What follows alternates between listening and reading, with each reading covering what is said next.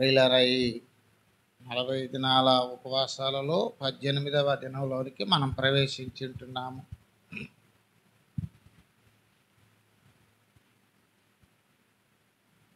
ఇందులో మనము యెషయా గ్రంథం 58వ అధ్యాయాన్ని మనం ఇదివరకు ధ్యానించుకుంటూ వస్తున్నాము.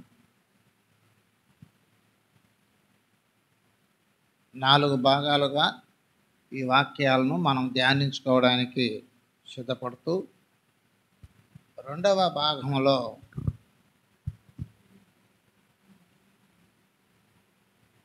రెండవ విషయముగా ఉంటున్నట్టు నీ రక్త సంబంధికి ముఖము తప్పింప ఉండుటయు అని చెప్పబడిన మాటను బట్టి మనం ధ్యానం చేసుకుంటూ వస్తున్నాం.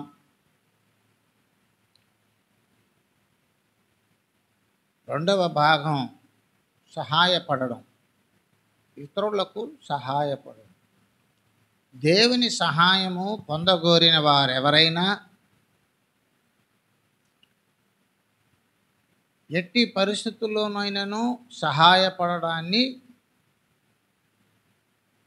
దేవుడు కోరుతున్నాడు. ఎట్టి పరిస్థితులన్నా ఉండు, నువ్వు ఇతరులకు సహాయపడేది, సహాయం పొందుకోవడానికి సహాయపడడం అనేది చాలా అవసరమైన విషయంగా తెలియపరుస్తున్నారు. అలాంటి ఉపవాసము నాకు ఇష్టమైన ఉపవాసం. భక్తి కావచ్చు, ప్రార్థనా జీవితం కావచ్చు, ఆరాధన అనుభవం కావచ్చు, ఉపవాస ప్రార్థనలు కావచ్చు,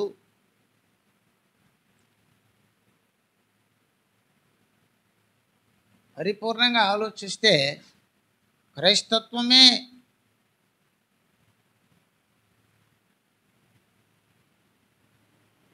ఇతరులకు సహాయపడే మనస్తత్వం కలిగి ఉండాలి.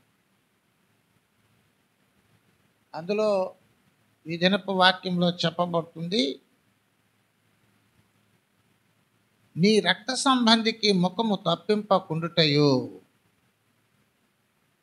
అనే విషయం మీద మనం మరొక దినం, ఇది 4వ దినం, ఆ వాక్యం మీద మనం 3 దినాలు ధ్యానించాం. ఇది 4వ దినంగా ధ్యానించుకుంటూ వస్తున్నాం. నీ రక్త సంబంధికి ముఖము తప్పింపకొనకుండుటయు. అవసరాలలో, అక్కరలలో, ప్రమాదములలో, ఇబ్బందులలో, క్షామములో, వ్యాధులలో, వేదనలలో ఏ విధము చేతనైనను నీ దగ్గర నుంచి సహాయము పొందగలిగే పరిస్థితులలో ఉన్నవారిని చూచినప్పుడు నీవు ముఖం తప్పింపుకోకుండా, ముఖం త్రిప్పుకోకుండా వారికి సహాయపడి, వారికి మేలు చేసి దేవుని యొక్క దీవెనలు పొందడానికి సిద్ధపడాలి అంటున్నాడు ఆయన.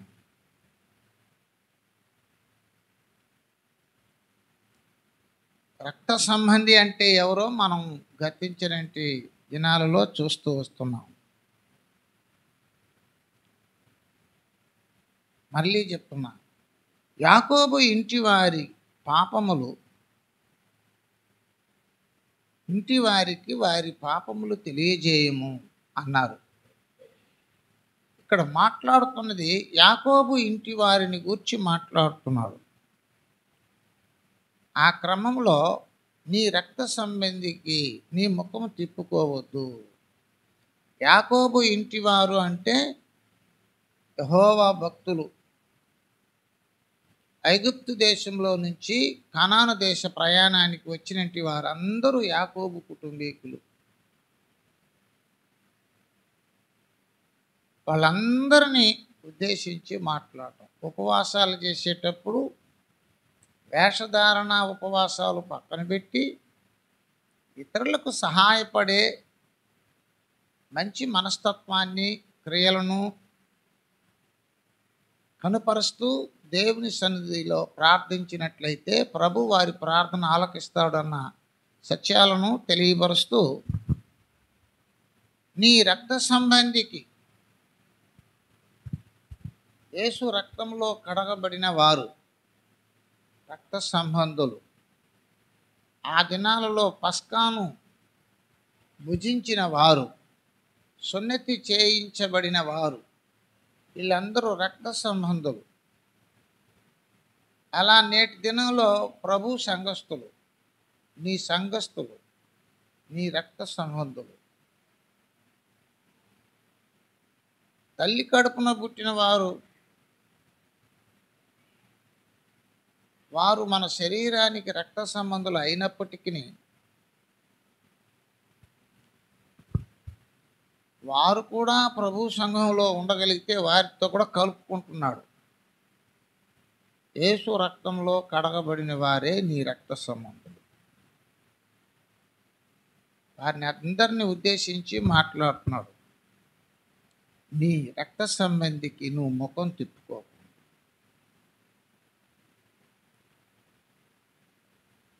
యేసు ప్రభు వారు ధర్మశాస్త్రంలో నుంచి ఒక మాట చెప్తున్నారు. ధర్మశాస్త్రం అంతయు నిన్ను వలె నీ పొరుగు వారిని ప్రేమించు అనే మాటలో ఇమిడి ఉన్నది అన్నారు. అయితే ప్రభు ద్వారా పాదాలు కడిగించుకున్నట్టి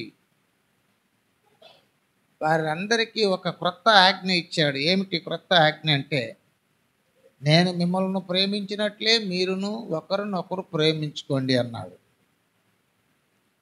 వాళ్ళు తొలి సంఘం. వాళ్ళను ఏ విధంగా చెప్పాడంటే, నేను ఏ విధంగా మిమ్మల్ని ప్రేమించి అంతమ వరకు ప్రేమించడానికి సాదృశ్యంగా ఉండే విషయాలను క్రియల రూపంలో ఎలా చూపించానో అలా మీరు ఒకరినొకరు ప్రేమించుకోవాలి. ఇందువలన మీరు నా శిష్యులని జనాలు తెలుసుకుంటారు అన్నారు. నీ రక్త సంబంధి అనే దానికి ప్రభు మనకిచ్చేటి మరి మంచి సాక్ష్యం ఏంటంటే, ఆయన రక్తంలో కడగబడిన వాళ్ళందరూ కూడా ఆయన బిడ్డలు. తను ఎందరూ అంగీకరించెదరో అనగా తన నామం విశ్వాసం ఉంచి వారికి అందరికీ ఆయన పిల్లలగుటకు ఆయన అధికారము ఇచ్చాడు. ఆ కోవలో ఈ వాక్యాన్ని మనం ఏం చేయాలండి? అర్థం చేసుకోవాలి. అలాగున నీవు ఉపవాసము చేయునప్పుడు దేవుని బిడ్డలు అనబడేవాళ్ళు ఏ సంఘంలోన్నా ఉన్నాయి, దేవుని బిడ్డలు ఏ ఊర్లోన్నా ఉన్నాయి, వాళ్ళందరూ రక్త సంబంధుల కిందకు వస్తారు. ముఖ్యంగా నువ్వు వెళుతున్న సంఘంలో నీతో పాటు బలలో చేయబెట్టి, నీతో పాటు ఆరాధనలో ఏకీభవించి, నీతో పాటు మోకరిల్లి ప్రార్థిస్తూ ఉన్న వ్యక్తులను ఉద్దేశించి నీ ఇంటివారు, యాకోబు ఇంటివారు ఉద్దేశించి చెప్తున్నాడు. నీ పరిధిలో ఎవరు కనిపించిన ఇబ్బందులలో, సమస్యలలో, ఇరుకులలో, కష్టాలలో, బాధల్లో, వ్యాధుల్లో, వేదనలో ఉంటున్న వ్యక్తి నీకు కనిపించినప్పుడు వాళ్ళకు ముఖం తిప్పుకోకుండా వాళ్ళకు సహాయపడే మనసు నీలో ఉన్నట్లయితే నాకు ఇష్టమైన ఉపవాస ప్రార్థనలు చేస్తున్నావు అని తెలియచేస్తున్నాను. నిన్న దినంలో మనం చూసాము 2 సమూయేలు 9వ అధ్యాయము 3వ వచనములో ఆయన మాట్లాడుతున్నారు. దావీదు గారు ఏమని మాట్లాడుతున్నారు? రాజు దేవుడు నాకు దయ చూపినట్లుగా నేను ఉపకారము చేయుటకు సౌలు కుటుంబంలో ఎవడైనా ఒకడు శేషించి ఉన్నాడా అని అడుగుతున్నాడు. హల్లెలూయా, హల్లెలూయా. చూసారా, దేవుడు నాకు ఎట్లా సహాయం చేశాడో ఆ విధముగా నేను ఇతరులకు ఉపకారం చేయడానికి తగిన వ్యక్తి మా రక్త సంబంధులలో ఎవడైనా ఉన్నాడా?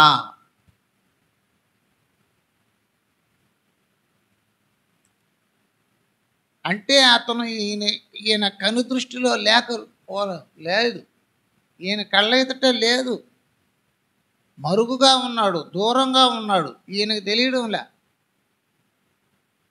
సౌలు కుటుంబములలో యానాతాను కుమారుడైన మెఫీబోషేతు బ్రతికి ఉన్నాడని కానీ, అతనికి ఆహారము, ఆశ్రయము, ఆయనకి అవసరతలు చాలా ఉన్నాయని కానీ ఈయనకు తెలియదు. అయినా అడిగి తెలుసుకుంటున్నాడు. ఎవరైనా ఉన్నారా? దేవుని బిడ్డలలో ఎవరైనా ఇబ్బంది కలిగిన వాళ్ళు ఉన్నారా?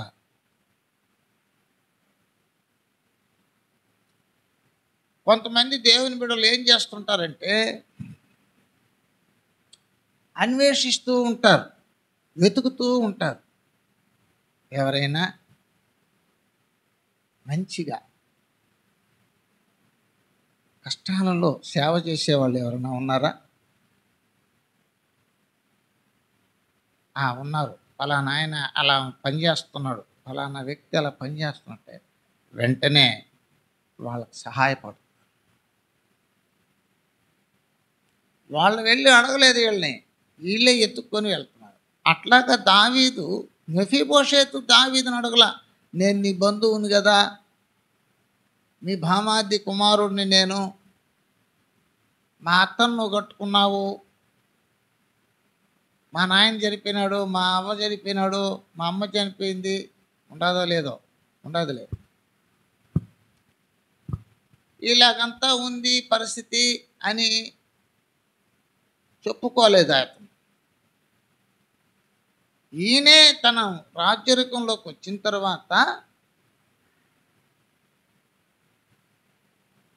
తనకు కలిగిన స్థితిలో నుంచి ఇతరులకు సహాయపడాలనే ఒక మంచి మనస్తత్వాన్ని కలిగి ఉన్నాడు. ఇది దేవునికి ఇష్టమైనది. కొంతమంది ఏం చేస్తున్నారంటే కళ్ళ ఎదుటే ఇబ్బందులు పడుతున్నా వాళ్ళకేం చేయకూడదు, వాళ్ళకి చేస్తే తిరిగి వాళ్ళు ఈరు, వాళ్ళకి ఇచ్చేదానికన్నా ఇచ్చి అవనోళ్ళు అయ్యేదానికన్నా ఈకుండానే ఉంటే పోతుందని కఠినం చేసుకుంటారు. క్రైస్తవ మర్మం ఏం తెలిసినా, నువ్వు దేవునికి ఇస్తే దేవుడు నిన్ను ఆశ్రయిస్తాడు, నువ్వు బీదలకు ఇస్తే దేవుడు నిన్ను ఆశ్రయిస్తాడు, నీవు సేవకులకు ఇస్తే దేవుడు నిన్ను ఆశ్రయిస్తాడు. నువ్వు ఏది చేసినను ప్రభువు నిమిత్తం చేసినట్టు చేయాలంట. మనుషులకు చేసినట్లుగా కాకుండా దేవునికి చేసినట్లుగా చేయాలి. హల్లెలూయా, హల్లెలూయా. చూడండి, ఒక వాక్యాన్ని మనం చూద్దాం.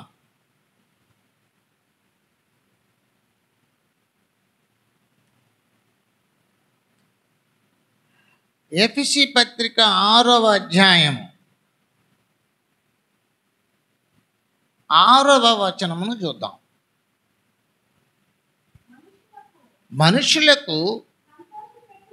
మనుషులను సంతోషపెట్టువారు చేయునట్లు కంటికి కనబడుటకే కాక క్రీస్తు దాసులమని ఎరిగి దేవుని చిత్తమును మనఃపూర్వకముగా జరిగించుచు మనుషులకు చేసినట్టు కాక ప్రభువునకు చేసినట్లు ఇష్టపూర్వకముగా సేవ చేయుడి. ఆనే ఉంటుంది, బైబిల్లోనే ఉంటుంది వాక్యం, కానీ మనకు కనిపించదు, ఎందుకంటే మనం చూసి ఉండలేం. మనుషులకు చేసినట్టుగా చేయకూడదు, దేవుడికి చేసినట్టుగా చేయాలి. అదే విశ్వాసం అంటే, అదే క్రైస్తత్వం అంటే. వాడికి గతి లేదు, నేను ఉపయోగపడ్డా. ఎంత తప్పు మాట తెలిసినా అలా మాట్లాడటం అనేది, నా ఇంటికి వచ్చి తినిపోయాడు, తప్పు కదా. అన్నం పెట్టి దూషించవచ్చా? నువ్వు పెట్టిన అన్నానికి నువ్వు దూషించిన దానికి తూకంలో పెడితే నువ్వు దూషించిందే పెద్ద తప్పు. అన్నం పెట్టిన దాన్ని కూడా 10 సార్లు చెప్పుకుంటారు కొంతమంది, పెగ్గు ఎక్కువ. మొన్న కూడా చర్చిలో నేను అన్నం పెట్టాలంటే పాస్టర్ దగ్గర కానుకలు ఇచ్చినానంట. పోయింది. నేను చర్చికి అంత ఇచ్చినాను, చర్చికి ఇచ్చినారంట.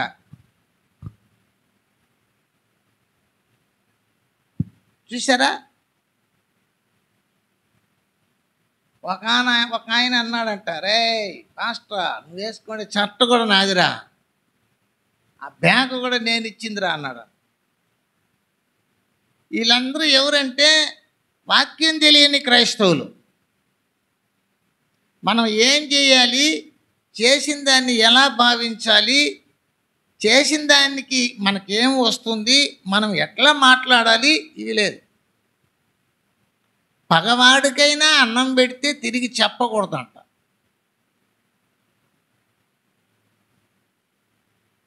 పగవాడికి సహాయం చేసినా తిరిగి చెప్పకూడదు, నువ్వు దేవునికి చేసినట్టు చేయాలి అంతే. అదనమాట నీకు ఉపయోగకరమైనది. దేవుడు నీకు సహాయం చేయాలని నువ్వు చేస్తున్నావు, ఇందులో గొప్పేముంది? హల్లెలూయా. ఏది చేసినా దేవునికి చేసినట్టు చేయాలంట. సేవకులకి మంచినీళ్ళు గిన్నెడిస్తే అది దేవునికి ఇచ్చినట్టు, దేవుడు దానికి రావలసిన దీవెన ఇస్తాడంట. అట్లాంటి మనస్తత్వంతో దేవుళ్ళు బ్రతకాలి. ఈ మనస్తత్వాలన్నీ నేర్చుకోకుండా ఊరికే చర్చికి వెళ్ళడం, దెబ్బలాడుకోవడం, అరుచుకోవడం, పెగ్గి చూపించుకోవడం, గౌరవాలు మర్యాదల కోసం, వీటి కోసం పోయే వాళ్ళకి దరిద్రం ఎప్పుడు పోదు. వాళ్ళ దరిద్రాన్ని ఎంత వాక్యంతో కడిగినా పోదు. అది అంతే, అది కఠినమైన మనసు. అది రాబోయే దినాల్లో దెబ్బలు తినేది. దేవుని దగ్గర దెబ్బలు తినేవాళ్ళు. మన ఇష్టంగా దేవునికి మొక్కుకునేసేది, ఆ తర్వాత మన ఇష్టంగా తీసి పెట్టేసేది. ప్రభువా నీకు ఇష్టంగా బ్రతుకుతాననేది, ఆ తర్వాత నేను బతకలేను ప్రభు అనేది. ఇదంతా దేవుని ఏమార్చే బతుకు. ఏది చేసినా మనం దేవునికి చేసినట్టు, దేవునికి చేసేదానికి నూరంతల ఆశీర్వాదం. అలాంటి ఆలోచనలతో, అలాంటి వాటితో చేయాలి. కాబట్టి దావీదు తన కష్టకాలంలో దేవుడు ఆయనను దయచూపాడంట. దేవుడు ఆయనకు దయచూపినాడని తనకేదో కలిగినప్పుడు ఏం చేస్తున్నాడంటే, అయ్యా సౌలు కుటుంబీకులలో ఎవరికైనా నేను ఉపకారం చేసేటట్టుగా ఎవరైనా ఉన్నారా? ఉంటే చెప్పండి, వాళ్ళకి నేను ఉపకారం చేస్తాను. దేవుడు నాకు ఎట్ట చేశాడో అట్ట నేను దేవుడు చేసినట్టుగా నేను కూడా ఇంకోరు చేయాలి. హల్లెలూయా. దేవుడు నీకెందుకు చేసినాడంటే దేవుని నామములో నువ్వు ఇంకొకరు చేస్తావని. హల్లెలూయా. ఒక చెట్టు వేస్తావు అనుకో, చెట్టు ఫలం ఎందుకు ఇవ్వాలి? చెప్పు.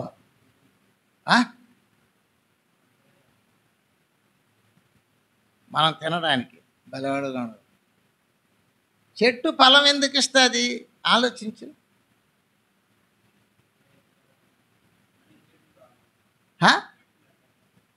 అందులో విత్తనం ఉంటుంది, నువ్వు విత్తనం తినవో, పండు మాత్రం కొనుక్కొని తింటావు. తినుకోరా అంటుంది. ఆ విత్తనం మాత్రం మళ్ళీ భూమిలో వేయాలి. అది నువ్వు వేస్తే మళ్ళీ వస్తావు.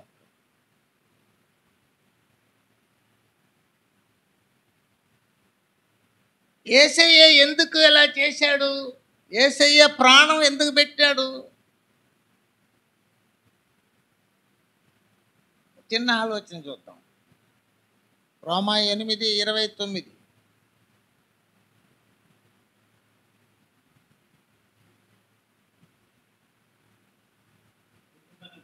ఎందుకనగా తన కుమారుడు అనేక సహోదరుల్లో జ్యేష్ఠుడగినట్లు. చాలు.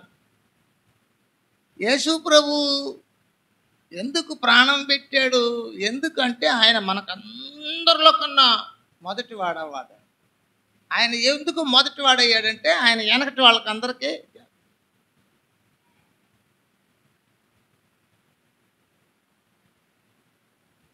మామూలుగా మన జనాలలో భూమి పంచుకుంటున్నారు అనుకో, అప్పుడు ఏం చేస్తారు, జ్యేష్ఠ భాగం కొద్దిగా ఎక్కువ ఇస్తారు. ఎందుకు జ్యేష్ఠ భాగం కొద్దిగా ఎక్కువ ఇస్తారంటే ఆయన కింద ఉన్న వాళ్ళకందరికి పెళ్ళిళ్ళు చేయాలి, ముందు ఉండి అన్నీ చేయాలి. ఏమంటే పెద్దవాడు బరువు బాధ్యత మోసేవాడు. వీళ్ళందరూ ఆయన మాట వినాలి, వీళ్ళందరూ ఆయన చెప్పింది వినాలి, వీళ్ళందరూ ఆయనకు అధికారం ఇవ్వాలి. ఆయన వీళ్ళకందరికీ సేవ చేసి వీళ్ళందరినీ చేసి పెడతారు. అవసరమైతే ఆయన భాగంలో కూడా కొంత కింద వాళ్ళకి ఇచ్చి, అవునా కదా. యేసయ్య అనేక సహోదరులలో జ్యేష్ఠుడగునట్లు దేవుడు ఆయనను అందరికీ ఉపయోగించాడు. మనమందరము ఆయన్ని ప్రేమించాలి. హల్లెలూయా. ఆ కోవలో చెప్పాడు ఏమిటని, ఆయన మన కొరకు ఆయన సిలువలో ప్రాణం పెట్టాడు. ఎందుకు పెట్టాడు?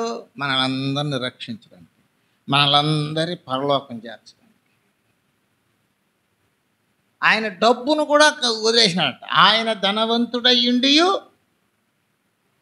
మనము ధనవంతులగుటకు ఆయన దరిద్రుడైపోయాడు. మొత్తం అందుకే అన్ని నామముల కన్నా పైనామమును ఆయనకు అనుగ్రహించాను.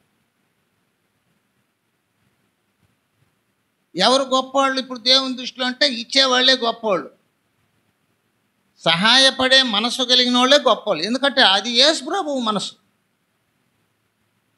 ఉట్టి ప్రార్థన చేసుకొని అన్నం తినకుండా నీళ్లు తాగకుండా కళ్ళు తిరిగిపోతున్నదబ్బా, చెవులు కుప్పని అంటున్నదబ్బా, నేను పని చేసుకోవాలబ్బా, నేను మధ్యాహ్నం నరుకుంటానబ్బా, నేను సాయంత్రం ఎప్పుడైనా ఉండు, ఏమన్నా చేసుకో, రాత్రిలో ఉండు తగిలా జనాలు అనుకుంటా. నేను రాత్రిలో ఉంటా, నేను మధ్యాహ్నం వరకు ఉంటా, నేను సాయంత్రం వరకు ఉండు, ఎప్పుడు వరకు అన్నా ఉండు. ఇవి లేకుండా ఏది చేసినా వేస్ట్.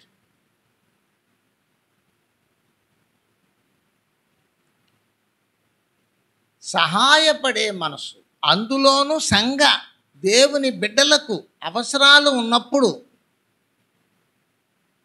దేవునికి చేసినట్టుగా ఫీల్ అయ్యి వాళ్ళకి చేయాలి. ఈయనేమంటాడంటే, దేవుడు నాకెట్ట దయ చూపించాడో అట్లా నేను ఇతరులకు ఉపకారం చేసేటట్టుగా ఎవరైనా ఉంటే నాకు చెప్పండి అని ఎత్తుకుంటాడు. హల్లెలూయా. మన వాళ్ళు అట్ట కాదు. మన బంధువులు ఎవరెవరు ఉన్నారో పండగ వచ్చింది, అపచెల్లెలకంతా బట్టలు పెట్టాలి, పెళ్ళి వచ్చింది అందరికీ బట్టలు పెట్టాలి, తలకలు పోయాలి, కోళ్ళు కొయ్యాలి, చచ్చిపోయినాడు మన తమ్ముడికి బట్టలు పెట్టాలి, మా అప్పచెల్లికి బట్టలు పెట్టాలి, సంబంధాలు కట్టుకోవాలి. ఇది బంధుత్వం అంటే. లోకంలో బంధుత్వం ఇట్లా ఉంటుందన్నమాట. నువ్వు ఇచ్చావు వాళ్ళు ఇస్తారు. మీ వాళ్ళు ఎవరైనా చచ్చిపోతే వాళ్ళు బట్టలు వేస్తారు, వాళ్ళు ఎవరైనా చచ్చిపోతే వాళ్ళ బంధువులు చేసి నువ్వు బట్టలు వేస్తారు. ఇట్లా బంధుత్వాలు కాదు ఇది. అలాంటి బంధుత్వాలు చాలామంది చేస్తుంటారు. చదివింపులు ఏంటి, వేసి పెడితే రేపు వస్తుంది కదా మనకు. వీళ్ళకి దానం చేసేది, సహాయపడేది, ప్రభువు మనసు ఎరిగి ప్రభువులాగా జీవించాలి అన్న తలంపు కోసం చర్చికి వెళ్ళడంలా అలాంటివి లేదు. అలాంటివి నేర్చుకోరు, అలాంటి వాటిని వంట పట్టించుకోరు. అలాంటివన్నీ చేసే వ్యక్తివైతే నీవు గర్వించవు, తగ్గించుకుంటావు. నీవు తగ్గించుకుంటావు. నీకు గర్వం వస్తుందంటే ధనమెచ్చిన మదమెచ్చును అన్నట్టుగా చెప్తుంటారు లోకంలో సామెత. బైబిల్లో సామెత ఏం చెప్తున్నట్ట, ధనవంతులు గర్విష్ఠులు కాక అని 1 తిమోతి 6:17 చెప్తున్నాడు. నీవు సహాయపడే మనస్తత్వాన్ని నువ్వు కలిగి అందులో నీ దేవుని బిడ్డల విషయంలో నువ్వు కఠినంగా వ్యవహరించకుండా నీవు మృదువత్వాన్ని, ప్రభువు మనస్సును, సాత్వికమైన గుణమును, దయా దాక్షిణ్యపు హృదయాన్ని కలిగి జీవించాలి, సంచరించాలి, ఎత్తుకోవాలి. అందుకు కీడు చేయటం మాని మేలు చేయడం నేర్చుకోండి అన్నాడు. ఇది క్రైస్తవులకి చాలా చాలా ప్రాముఖ్యమైన విషయం. దాంతోనే నీవు జీవించడానికి నేర్చుకోండి. యేసయ్య ప్రేమ అంటే తెలిసిన ఇవ్వడం. ప్రేమామయుడు అంటే ప్రాణంతో సహా ఇవ్వగలిగిన దేవుడు. పాపిని రక్షించడానికి అంటే ఇబ్బందుల్లో ఉన్నవాడిని రక్షించడానికి, నరకంలోకి వెళ్ళేదానికి సిద్ధంగా ఉన్న వ్యక్తిని రక్షించడానికి, కాపాడడం కోసం తన ప్రాణాన్ని కూడా లెక్క చేయకుండా ఇచ్చేసాడు. ఇది నేర్చుకోవడానికి ఆరాధన చేసినాము, భలే పాటలు పాడతారు, అక్కడ మినిస్ట్రీకి పోయినాము, అక్కడ మేము భలే చేసాము, టూరు పోయినాము, యాత్రల్లో పోయినాము. ఎక్కడికి పోకూడదు, గోషిలో పాపం పెట్టుకొని కాశీకి పోయినాడంట ఒక ఆయన. ఎక్కడికి పోయినా వదలదు నీ యొక్క పాపం, దోషం. నీ రక్త సంబంధికి ముఖం తిప్పుకునేసి ఎక్కడికో వెళ్ళి తీర్థయాత్రలు చేస్తే నీకేమైనా వచ్చిందా? అక్కడ సేవకులు భలే ఉంటారండి. చేస్తే అక్కడ ఒక ప్రోగ్రాంకి ఒకసారి 10,000 ఇస్తే మన పేరు మీద వాళ్ళు ప్రార్థన చేస్తారని వాళ్ళని నమ్ముతున్నావు, ఏడుండే వాళ్ళని నమ్మలేవు. నీ నమ్మకం గొప్ప వాటిని ఎత్తుక్కుంటుంది, హెచ్చుగా ఉన్న వాటినే ఏం చేస్తుంది? మనసు ఎతుకుతుంది. అలాంటి వాటిని అంతా కూడా చూడవద్దు. దావీదు రాజు అయినాడు కదా. దావీదు రాజు అయిన తర్వాత వీళ్ళని ఆ రాజులని, ఈ రాజులని, వీళ్ళని పిలిచి వాళ్ళకంతా బాగా గొప్పగా ఇది చేశాడు, అది చేసినాడని బైబిల్లో అంతగా చెప్పబడలేదు.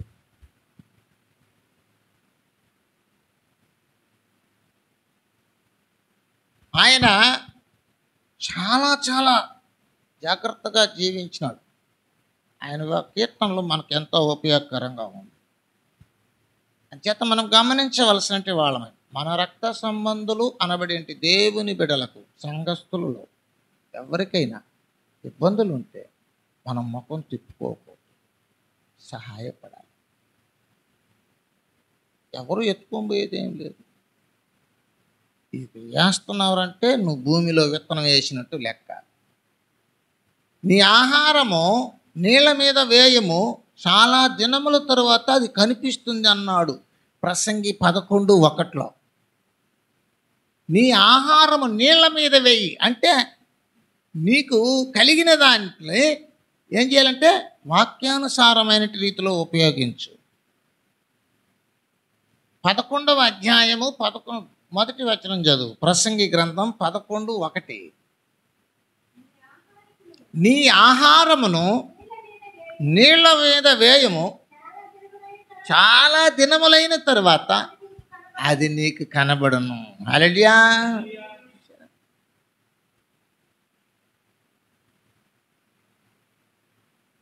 చేత రక్త సంబంధికి ముఖం తిప్పుకోకుండా సహాయపడే మనస్సు కలిగి ఉండాలి. నువ్వు అలా చేసావనుకో నీకే ఎక్కువ ఇస్తాడు. ఎందుకంటే నీకు అట్టంటే మనసు ఉండదు కాబట్టి నీకే ఎక్కువ ఇస్తాడు. అవి నువ్వు తిని వాళ్ళకి కూడా పెడతా ఉండొచ్చు. నీకు ఒక పదవి ఇచ్చినారనుకో, ఆ పదవి 10 మందికి ఉపయోగించాలి. ఆ పదవిని నీ కొరకు, నీ బిడ్డల కొరకు, నీ కుటుంబం కొరకే నీవు వాడుకున్నావు అనుకో, ఉపయోగించుకున్నావు అనుకో, ఆడెవరికి మంచి చేయలేదు కాబట్టి ఈసారి పదవి లేదు. అందరి మనసులు కఠినం చేసేస్తాడు దేవుడు, ఇంకా పదవి లేదు. ఎవరికైతే జరుగుతున్నాయి లోకంలో కూడా అదే. నీకు ఒక దేవుడు ఒక ప్రశాంతమైన మనసునిచ్చి ఏదో పేద వ్యక్తిలో ఉన్నా కూడా నీకు ఏదో నెమ్మదినిచ్చినాడు అనుకో, ఆ నెమ్మదిని నువ్వు 10 మందికి పంచిపెట్టే మనస్తత్వం ఉందనుకో, అంత తక్కువలో కూడా కొంచెములో నమ్మకమైన వ్యక్తివిగా ఉన్నావు కాబట్టి నిన్ను గొప్పగా వాడుకోవడానికి ఉన్నతమైన స్థానాన్ని ఇస్తాడు. రక్త సంబంధికి ముఖము తిప్పుకోకూడదు. అది చాలా ప్రాబ్లం. క్రైస్తవులలో చాలామంది ఉన్నారు, మీ వాళ్ళు మా వాళ్ళు వాళ్ళోళ్ళు వీళ్ళోళ్ళు అనుకుంటూ ఉంటారు. మన బంధువులు హిందువులుగా ఉన్నాయి, దేవుని ఎరగని వాళ్ళుగా ఉన్నాయి, వాళ్ళు దరిద్రులుగా ఉన్నాయి, వాళ్ళని ఎక్కువగా ప్రేమిస్తారు. మంచిగా మన కొరకు ప్రార్థన చేసి మనతో పాటు మోకరిల్లి మనతో పాటు బలలో చేయబెట్టి మనతో పాటు ప్రభు నామంలో ప్రార్థన చేసే వాళ్ళని పక్కన పెట్టేస్తారు. అందువల్ల చాలా ప్రాబ్లమ్స్ వాళ్ళ జీవితంలోకి వాళ్ళ వాక్యం తెలుసుకోకుండా వ్యవహరిస్తున్నారు. బంధువులు చెప్పిన దాన్ని వింటారు, ప్రభు చెప్పిన దాన్ని వినరు. బంధువులు నీ దగ్గర ఉన్న రోజులు నిన్ను మంచిగా చూస్తారు, నీ దగ్గర లేదంటే నిన్ను అసహ్యించుకుంటారు. ఆ విషయం నీకు చచ్చిపోయేంత వరకు గుర్తుండాలి. ప్రభు బిడ్డలు అలా లేదు. ఎవరైనా అలా చేసినా ఆయన ఒప్పుకోడు. ఆయన హల్లెలూయా. మళ్ళీ ఇంకొకసారి చెప్తాను చూడండి, ఇవన్నీ గుర్తుపెట్టుకోవాలి. ఇశ్రాయేలీలు, ఎదోమీయులు. ఇశ్రాయేలీలు అంటే ఎవరు? యాకోబు ఇంటివారు. ఎదోమీయులు అంటే ఎవరు? ఏశావు కుటుంబీకులు. యాకోబు ఏశావు ఎవరు? అన్నదమ్ములు, రక్త సంబంధులు. అవునా కదా? ఈ రక్త సంబంధులు ఏమయ్యారంటే ఐగుప్తు దేశంలో నుంచి కనాను దేశానికి వెళ్ళడానికి వీళ్ళు ప్రయాణం చేస్తుంటారు. యాకోబు ఏశావు విడిపోయారు.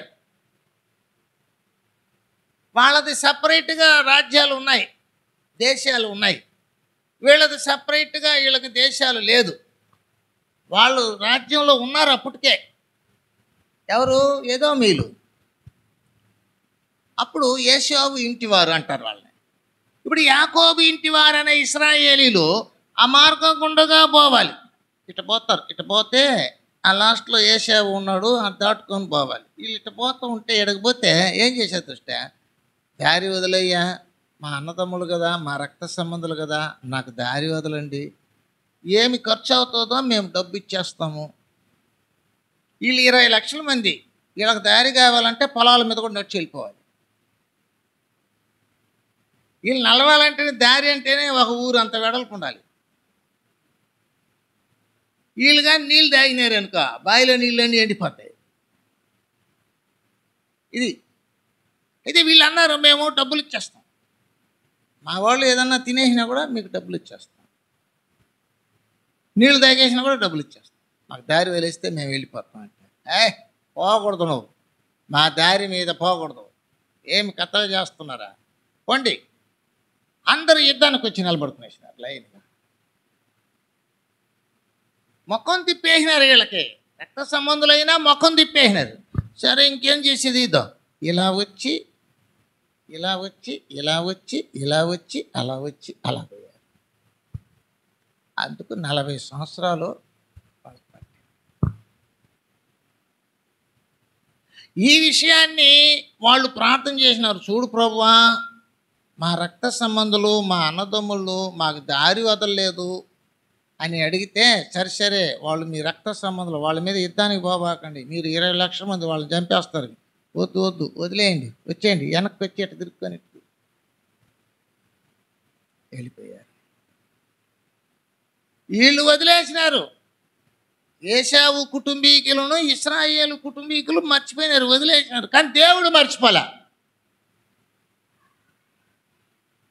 మీరు ఉపద్యా గ్రంథాన్ని చదవండి. ఉపద్యా గ్రంథంలో చూస్తే ఏశావు కుటుంబీకులను దేవుడు మనసులో పెట్టుకొని, రే నీ సహోదరుడికి నువ్వు ముఖం తిప్పుకొని ఆ రోజు దారి వదలలేదు కదరా, వాడి అవసరాలకి నువ్వు సహాయపడకపోవడమే కాకుండా నీకు ఖర్చు పెట్టేదానికి నీకు ఎంత ఖర్చు అవుతుందో అంత ఇచ్చేస్తామంటే కూడా ఒప్పుకోలేదు. నువ్వు ఇంత కఠినేస్తాడు కాబట్టి నీ జనాన్ని అంతా కూడా నేను చంపేస్తాను.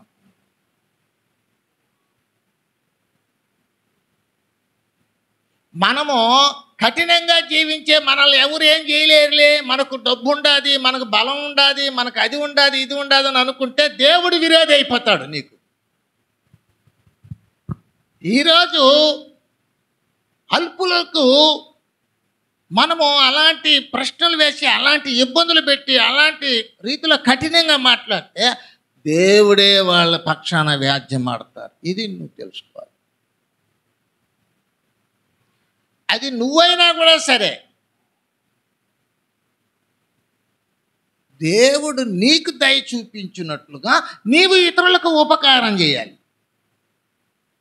అట్లా ఉండి నీవు ఉపవాస ప్రార్థన చెయ్యి, అట్లా ఉండి నీవు భక్తి చెయ్యి, ఆరాధన చెయ్యి, ప్రార్థన చెయ్యి, దేవుడు నిన్ను ఆశీర్వదిస్తాడు. ఉపవాసాలు చేసేవాళ్ళే ఇలా బ్రతకాలని కాదు, ప్రతి క్రైస్తవుడు అలాగే బ్రతకాలి. ఇది చట్టం. బైబిల్ అంతా చూసుకోను.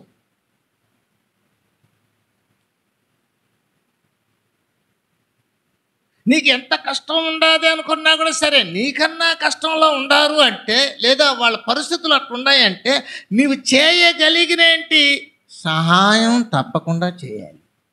తప్పకుండా.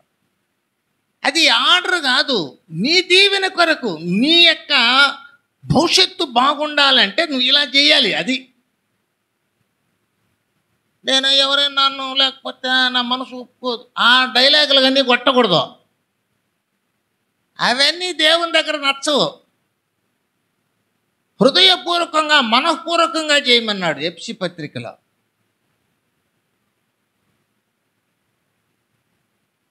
ఒక ఆయన అంటున్నాడు, పాస్టర్లంతా దొంగలు, నాకు తెలుసు, వాళ్ళని ఎంతమందిని చూడలేదు అంటాడు. ఆ మాటే దరిద్రం, వంశానికే దరిద్రం. అది ఆ మాటే మాట్లాడకూడదు.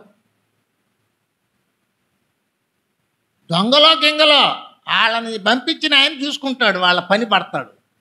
నువ్వెవడివి అంటాడు. మళ్ళీ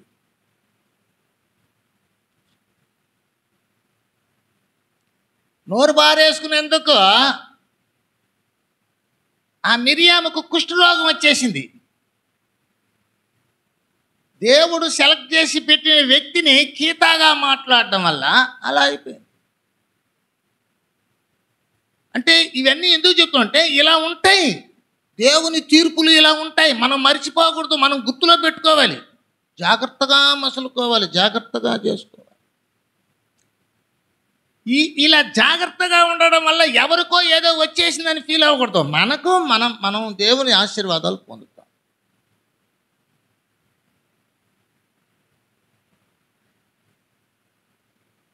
యోహాను సువార్త 19వ అధ్యాయము 26వ వచనంలోకి వెళ్దాం.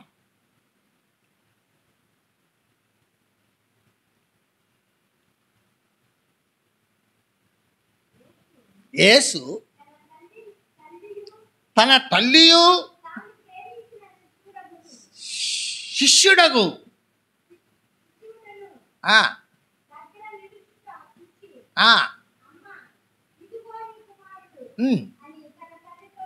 హల్లెలూయా. ఇప్పుడు ఇక్కడ రక్త సంబంధం చూద్దాం. మరియా యేసుకి ఏమవుతుంది? తల్లి. యేసేపు యోహాను యేసు ప్రభుకి ఏమవుతాడు?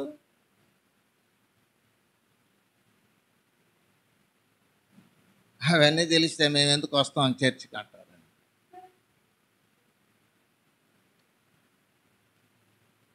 జబదయ్య భార్య మరియకు బంధువు. అప్పుడు మరియకు బంధువు అయితే యేసుకు బంధువు. ఇప్పుడు ఆడ ఉండే వాళ్ళంతా ఎవరు?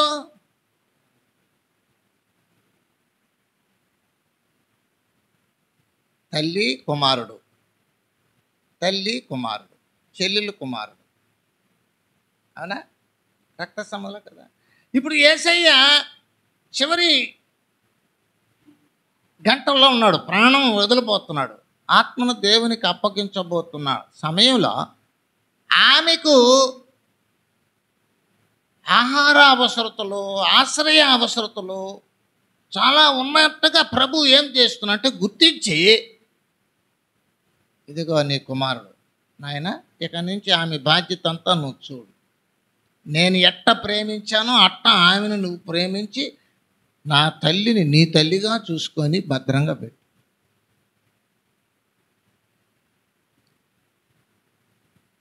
ఆమెకు అన్నాడు, నేను చనిపోతున్నానని బాధపడకు, నాలాగా అతడు నా రొమ్మును ఆనుకొని బ్రతికేవాడు.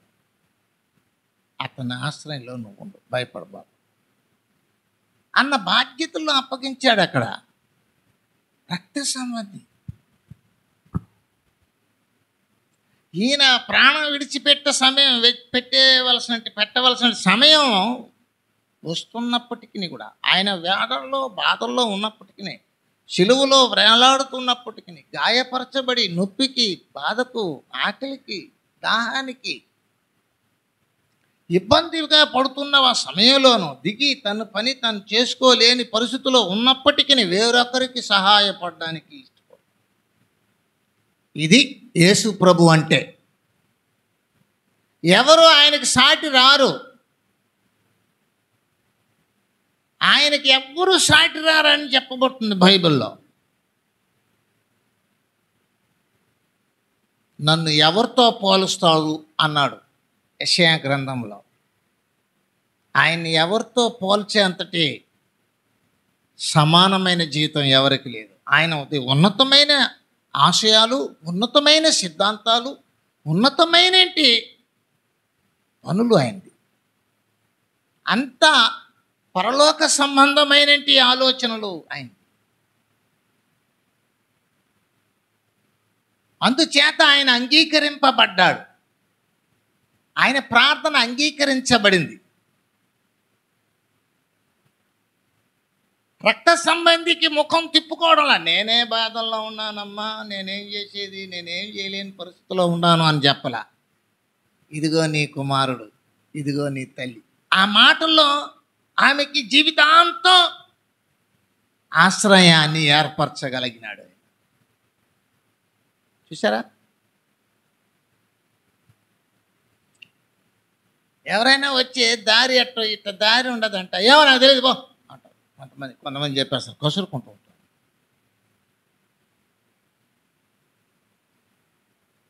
ఓర్పు ఉండదు, సహనం ఉండదు, నెమ్మది ఉండదు, నిదానం ఉండదు.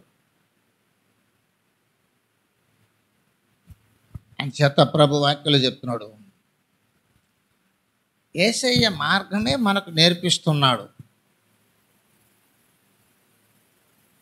14వ అధ్యాయము 14వ వచనము ఆదికాండం.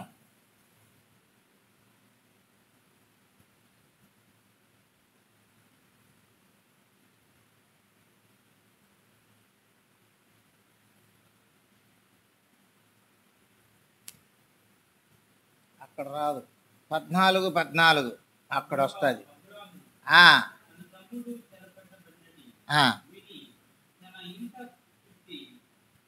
300 చదువు.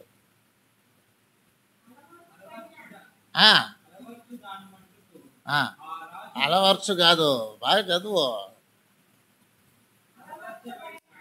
తాను మట్టు.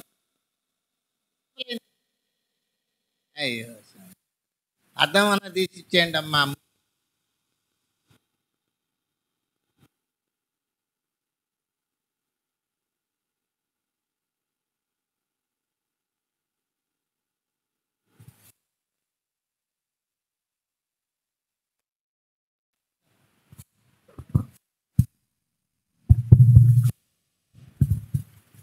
మూడు వందల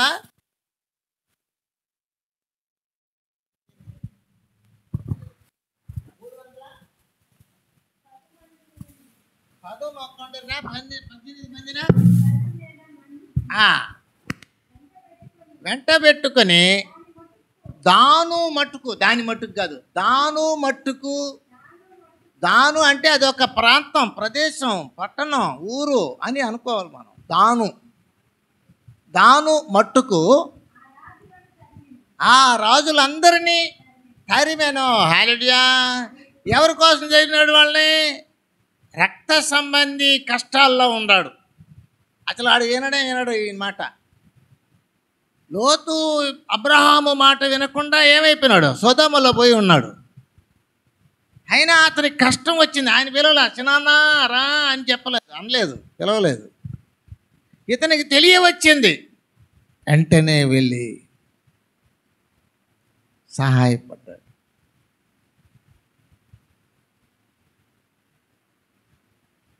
లోతు విషయంలో అబ్రహాము ముఖము తిప్పుకోలేదు. తన రక్త సంబంధి ఇబ్బందుల్లో ఉన్నాడని. హల్లెలూయా, హల్లెలూయా. అంటే మన మన మన ఇంట్లో వాళ్ళు ఎప్పుడు బాగా తాగేసి వస్తే వాళ్ళకి సహాయం చేయమని కాదు ఇది. వాళ్ళని ఎంకరేజ్ చేయమని కాదు, వాళ్ళని మార్చుకునేదానికి ఏదైనా ప్రయత్నాలు చేయాలి. అది మార్చుకునేదానికి, బాగుపరుచుకునేదానికి, తప్పించుకునేదానికి. అది ఇప్పుడు అబ్రహాం చేసింది ఏంటంటే అతని ప్రాణాన్ని తప్పించడానికి, జనాల దగ్గర నుంచి తప్పించడానికి పరిగెత్తినాడు, సాహసం చేసినాడు. ఒకవేళ ఈయన కూడా చచ్చిపోయి ఉండొచ్చు యుద్ధంలో, ఒకవేళ ఓడిపోయి ఉంటే.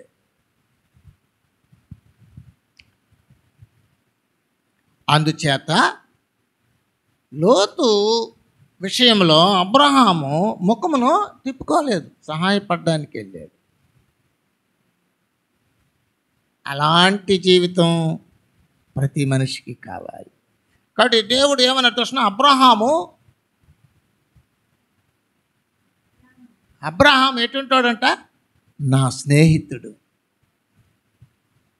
అతనికి చెప్పకుండా నేను ఏమీ చేయను. అంత ప్రియంగా అబ్రహామును దేవుడు ఇష్టపడుతున్నాడు. నీకు చెప్పకుండా ఏది చేయకూడదు దేవుడు. ఎందుకంటే నీ దగ్గర దేవుని ఆత్మ ఉండాలి. దేవుని మనస్తత్వం నీలో ఉంటే దేవుడు ఉన్నట్టే లెక్క. నీకే ప్రేరేపిస్తాడు, నీకే తెలియజేస్తాడు. అది కొంతమంది దైవజనులు అంటుంటారు, దర్శనం వచ్చింది, దేవుడు మాట్లాడాడంటే అదే దేవుని యొక్క ప్రేరేపణ వచ్చినప్పుడు దేవుడు నీతో మాట్లాడి నీకు చెప్పి చేస్తాడు ఏదైనా. అది లెక్క. అదేదో మంత్రాలు వాళ్ళు చెప్పినట్టుగా చేసేది కాదు. అది దేవునికి, దేవుని బిడ్డలకు ఉన్న సంబంధం. అది ప్రార్థనా పరులకు. ఇదే కదా నాకు ఇష్టమైన ఉపవాసం అంటే, ఇదే కదా నాకు దగ్గర సహవాసం. నువ్వు అప్పుడు పిలువు, నేను కానీ నీకు ఉత్తరం ఇకపోతే అప్పుడు అడుగు అంటున్నాడు. యోబు గ్రంథం 31వ అధ్యాయం 13వ వచనంలోకి వెళ్దాం.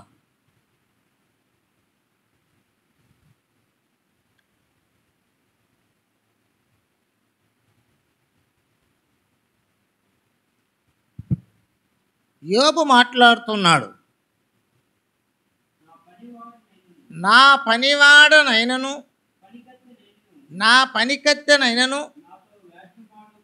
నాతో వ్యాజ్యమాడగా నేను వారి వ్యాజ్యమును నిర్లక్ష్యము చేసిన ఎడల దేవుడు లేచినప్పుడు నేనేమి చేయుదును. చాలు హల్లెలూయా. చూడు, నా పనివాడి అయినను పనికెత్తెనైనను నాతో వ్యాజ్యమాడగా నేను వారి వ్యాజ్యమును నిర్లక్ష్యము చేసిన ఎడలా. వ్యాజ్యం అంటే ఏంటి? కొట్లాడుకునేది కాదు ఇక్కడ. నా పనివాడు కావచ్చు, పనికెత్తి కావచ్చు, వాళ్ళ అవసరాల కొరకు నా దగ్గరకు వచ్చి నన్ను ఏం చేస్తున్నారా, గోజారుతుంటుండగా, పెనుగులాడుతూ ఉంటుండగా. యాకోబు ఎందుకు పోయి వ్యాజ్యం ఆడినాడా, పెనుగులాడినాడా?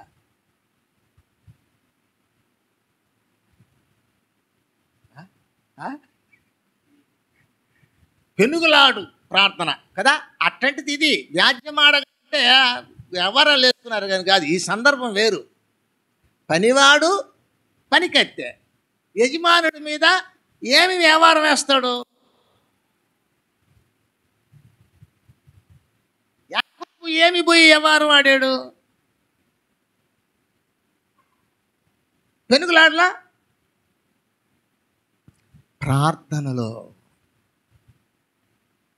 అడిగే విషయంలో వాళ్ళు నాతో వ్యాజ్యం ఆడినప్పుడు నేను వారి వ్యాజ్యమును నిర్లక్ష్య పెట్టిన ఎడలా.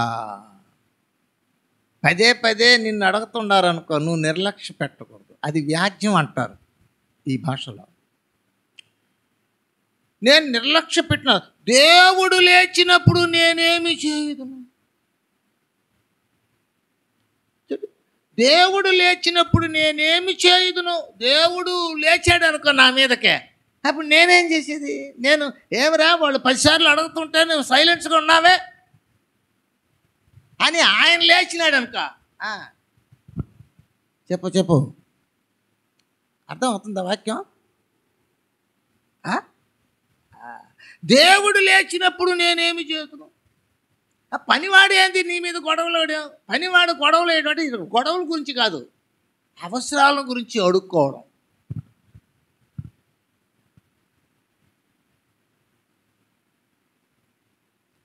అందుకంటున్నాడు ఆయన, ఆయన విచారణ చేయునప్పుడు నేను ఆయనతో ఏమి ప్రత్యుత్తరం ఇచ్చును?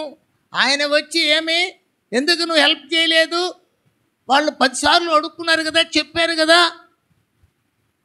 నువ్వెందుకు చేయలేదు అని అడిగితే నేనేమి సమాధానం చెప్పేది అంటున్నాడు. అట్లా ఆలోచన చేస్తేనే దేవుని బిడ్డగా బ్రతుకుతాం. హల్లెలూయా. ఏయ్యా మీ తమ్ముడు అంటే, నా తమ్ముడికి ఏమన్నా నేను కావాలి వాడినా అని దానికి ఏమైపోయింది కృష్ణ? దేశదిమ్మరి అయిపోయాడు.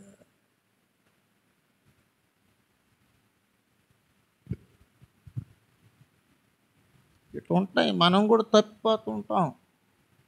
మనం తప్పిపోకుండా ఉండడం కొరకే ప్రభు మనల్ని ఆయన స్వాధీనంలో తీసుకొని మాట్లాడుతుంటాడు. ఈరోజు చూడు చాలామంది రాలేదు.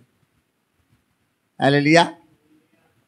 బాబాకుండా చాలా లోతైన విషయాలు తెలుసుకునేస్తాడు. మీరు వద్దు వద్దు అని వాళ్ళని కండిషన్ చేసేసాడు. మళ్ళీ చదువు ఆ వాక్యం 14వ వాక్యం. దేవుడు లేచినప్పుడు నేనేమి చేయుదును?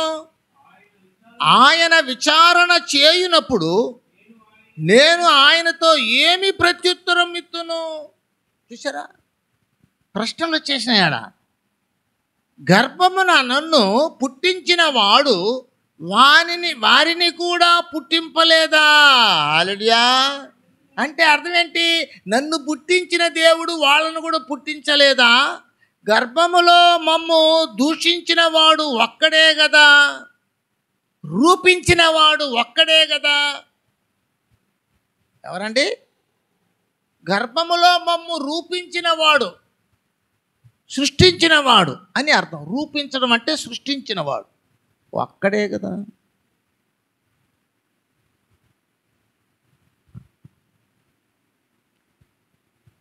కింద మ్యాటర్కి వస్తున్నాడు, చదవండి.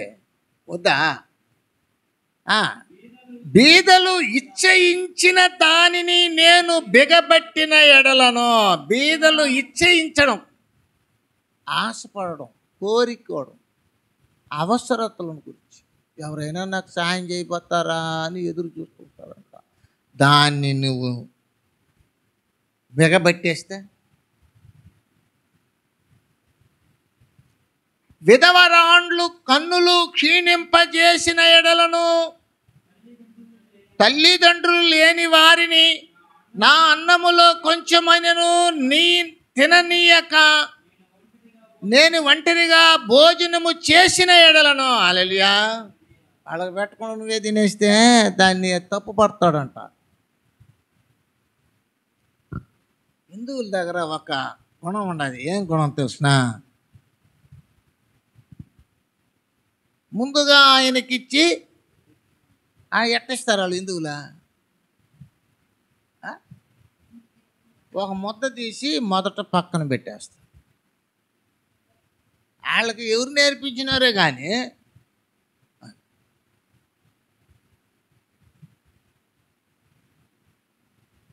కొంతమంది అవి చేయరు. ఆ లాస్ట్ అయిన తర్వాత లాస్ట్ ముద్ద దేనికి సాదృశ్యం చెప్పండి? ఇవి కూడా తెలుసుకోవాలన్నా అంటే తెలుసుకోవాలి మరి.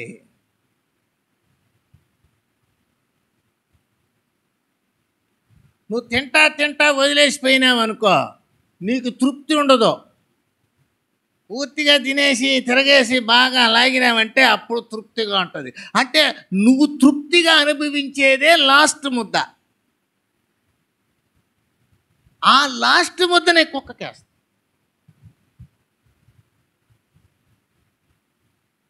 హల్లెలూయా. మొదట వాళ్ళకే, లాస్ట్లో వాళ్ళకే, మధ్యలోదే నీకు.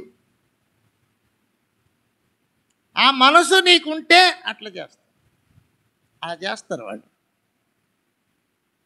అలడియా అలాగే వాళ్ళ కుక్కలకి వాటికి వేయాలని కాదు. వీళ్ళ ఇంట్లో కుక్కలు ఉంటాయి, ఇంట్లో కూడా పడుకొని ఉంటాయి, వాళ్ళని ముద్దు పెట్టుకుంటుంటాయి. మనుషులను ముద్దు పెట్టుకుంటే అసహ్యం అంట, జంతువులను ముద్దు పెట్టుకుంటే మంచిదంట. అట్టని ఒక ఆమె కుక్కనే పెళ్లి చేసుకునిందంట. ఏమంటే అదైతే ఎవరిని అడగదా, ఏం అడగదా, కట్టేసి ఆడ బారేస్తే ఒక ముద్దేస్తే నోరు మూసుకొని ఆడు పడిపోతుంది. నా ఇష్టంగా నేను పోవచ్చు రావచ్చు, ఏమంటే నాకు కూడా పెళ్ళి అయిందని చెప్పుకుంటాను.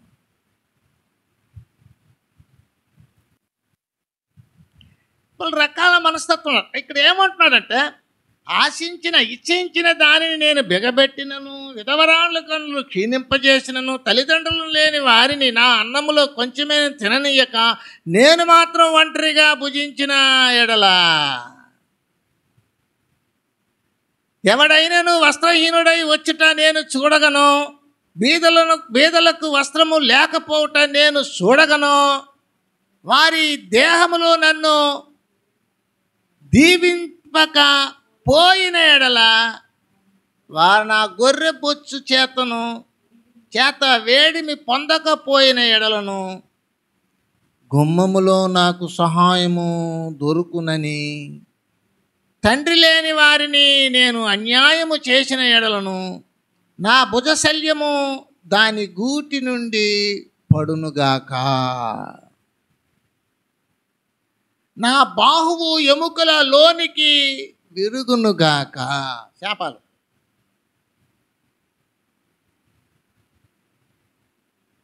అలెలుయా. భుజం ఇరిగిపోతుందంట. భుజం అంటే ఏందే? బరువులు మోసేది అదే.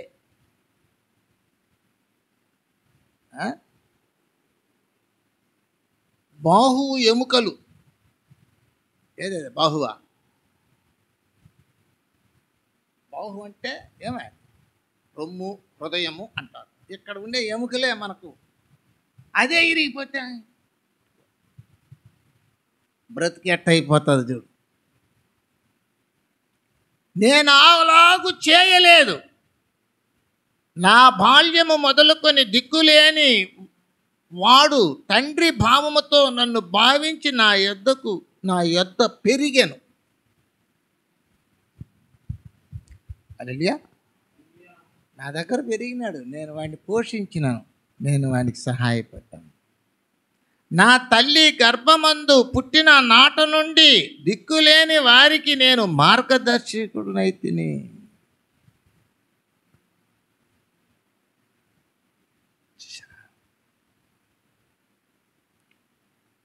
దేవుని మహత్యం ఎదుట నేను నిలవజాలననియు, ఆయన నన్ను నిర్మూలము చేయుననియు భీతి పుట్టెను. ఇలా ఉంటాయండి దేవుని కార్యాలు. అందుకే యోబును నీతిమంతుడు, యథార్థవంతుడు, భక్తిపరుడు అని చెప్పాడు సాక్ష్యం. క్రైస్తవుడు అలా బ్రతకాలి. అలా మనసులో భయం, అమ్మో సహాయపడకపోతే దేవుడి దృష్టిలో నేను పాపిని, తప్పుదారుని అయిపోతాము అని. నాకు శాపం వస్తే కూడా వస్తుంది అంటారు కొంతమంది. వస్తే కూడా వస్తారు, నేను మాత్రం చేయను.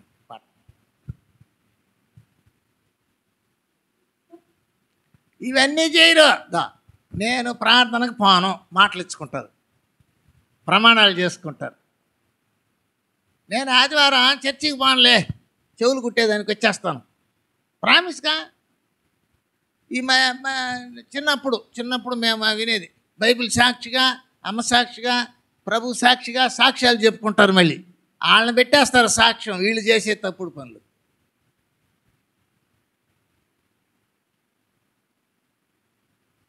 తప్పు చేసేవారి తప్పును సరిదిద్దడం పోయే తప్పు చేసేవాడితో కలిసిపోవడం శాపం.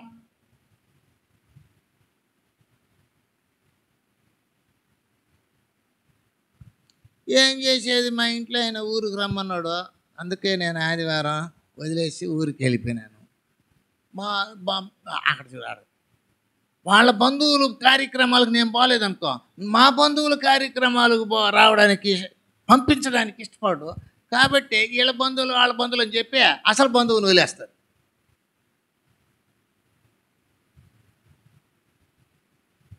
ఏమయ్యా వింటున్నావా? నీకు కూడా కనిపిస్తారులే దారిలో అటువంటి వాళ్ళు. ఇలాగంతా జీవించడం అనేది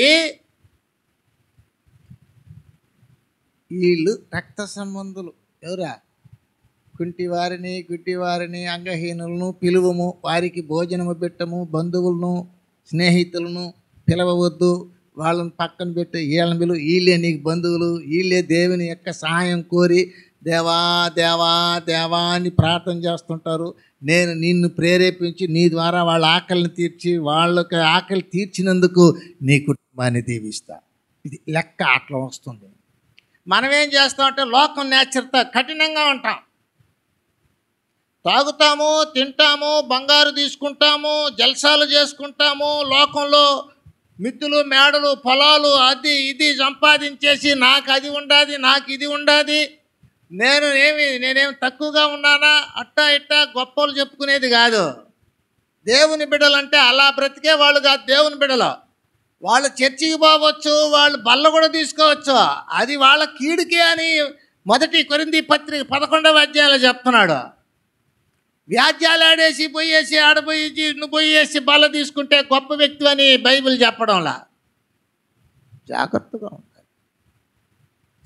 ఎవరికైనా అలాంటి పరిస్థితులు ఎదురవుతాయి, ఎవరికైనా ఎదురవుతాయి. నాకు నీకు అందరికీ ఎదురవుతుంది అట్లాంటి పరిస్థితులు. సాతానుడు నెట్టేస్తాడు. జాగ్రత్త పడిపోయి తెలుసుకోవాలి.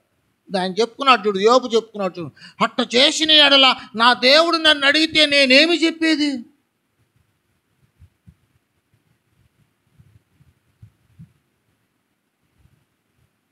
జనాలకు భయపడిపోయి దేవుని జీవితాలను పాడు చేసుకునే వాళ్ళు చాలామంది ఉంటారు. అందుకు అన్నాడు ఆయన మత్తయి సువార్తలో, వారికి భయపడకుడి, వారు శరీరాన్ని మాత్రమే నశింపజేస్తారు, శరీరమును ఆత్మను నరకంలో నశింపజేయగల వానికి మిక్కిలి భయపడుడి అన్నాడు ఆయన. ఏడుండదు మత్తయి సువార్తలో 12వ అధ్యాయంలోకి పోదాం, ఒకసారి ముగిచ్చేద్దాం.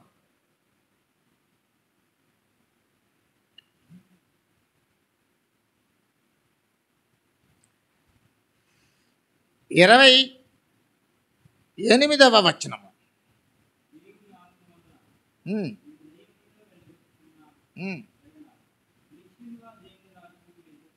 ఏంటి? 10:28 చదువు. 10:28 10వ అధ్యాయము 28వ వచనం.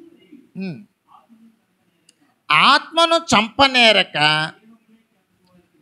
దేహమునే చంపు వారికి భయపడుడి. బా, దేహమును చంపు వారికి భయపడకుడి, కానీ ఆత్మను దేహమును కూడా నశింపజేయగల వానికి మిక్కిలి భయపడుడి. హల్లెలూయా. అయితే దేవునికి భయపడిన వ్యక్తి లోకంలో ఎట్లా రక్త సంబంధుల విషయాల్లో ఎలా నడుచుకోవాలో జాగ్రత్తగా ఉంటాడు. ఇది కాపాడుకోవాలి. అంచేత చక్కపరచబడి మన ఉపవాసాలలో వీటిని కొనసాగడానికి కాపాడుకోవడానికి ప్రయత్నిద్దాం. అటు కృప ప్రభు మీకు దయచేసి దీవించి కాపాడును గాక. ఆమేన్.